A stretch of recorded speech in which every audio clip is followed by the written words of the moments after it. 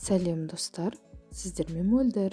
Бүгін сіздерге қайнатпалы кремнің рецептісімен бөлісетін боламын.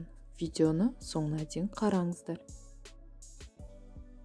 Бізге қажет ингредиенттер: сүт, сары май, қант, крахмал, жұмыртқа және ванилин. Сүтті газге қойып жылытамыз. Қайнатпаймыз, ысытып жылытып аламыз. Басқа ыдысқа жұмыртқаны, қантты және крахмалды салып, жақсылап араластырамыз. Ысыды, қайнап кетпеу керек. Енді жұмыртқалы массаға кішкене құйып араластырамыз. Қайнатпалы кремді үнемі араластырып тұру керек. Ол өте маңызды. Енді крахмалымызды саламыз және жақсылап араластырамыз. Сүтімізді қайта газге қойып, газдың астындағы от өте жай болу керек.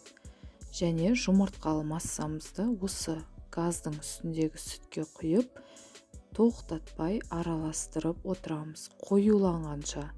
Және сары майымызды саламыз. Осындай консистенцияда қоюланады. Содан соң ванилинді салып тағы да араластырамыз.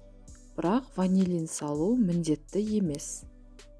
Кремімізді оттан алып, бетін осылай пищевой пленкамен жауып, бөлме температурасында 10-15 минут қойып қоямыз. Бұл крем тез дайындалады, әрі қол жетімді. Видео ұнаса, лайк басып, комментарий жазып, каналыма тіркелуді ұмытпаңыздар.